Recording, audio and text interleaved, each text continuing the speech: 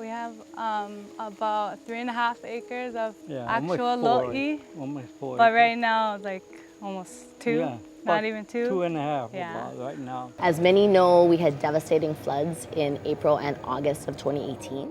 And in the wake of the flooding during the disaster relief efforts, they discovered that actually this historic system and the Manawai, Poʻoai, and ʻauwai in particular were now on state conservation land. Many people, because this community is so important, I mean, everybody knows Hanalei contributes about 80% of all of the kalo that's grown commercially here in Hawaii, and the Waiʻoli Valley Taro Hui stewards about 30% of that.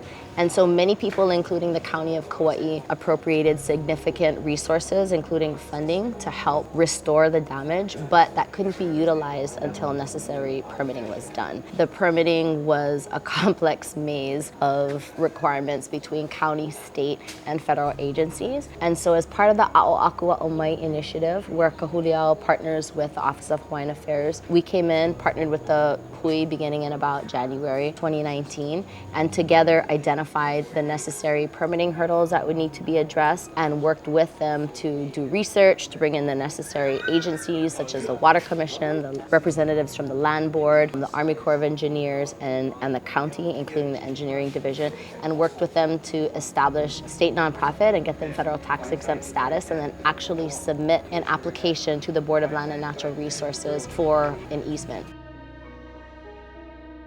There's a hillside where the ditch runs along. There was this landslide, small landslides that was like blocking the flow of the water, but there wasn't any water coming down anyway, just the runoffs on the side of the hill.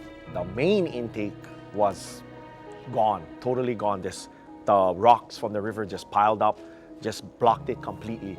Albizia trees, all, crossing and stuff. So I came out, I called him up and I told him, hey, there's plenty guys that help. They come down and help you the local guys. So I said, okay.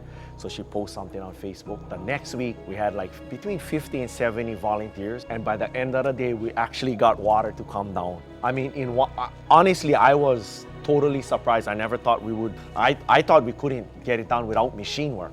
We actually, by hand, moved all the rocks and got some water to come down. So the guys was, oh yeah, they was all happy. I told them, but this is not enough water. We need more water. But it's fine for now. Once we get the machine up here, we can get the rest done. If it wasn't for the volunteers like that for that first week, most of the farmers, I think they was ready to give up. After the hurricane, I went up the ditch. It wasn't even nothing compared to what this flood did. There were trees down, but water was still coming down the ditch. This one, nothing water was coming down the ditch. I think it's very important that OHA stays involved. I think it's important that we engage in these type of communities, and the reason why we should be engaging is who we are. We're a part of the land, we're a part of this culture, we're a part of this staple.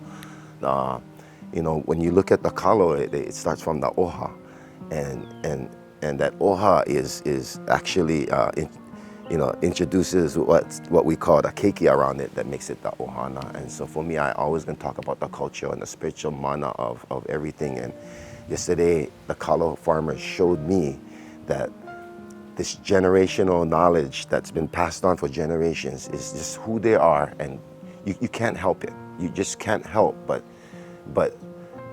be a part of who you are, and that is kanaka, and that is getting your feet and your hands into the ground and actually working that land.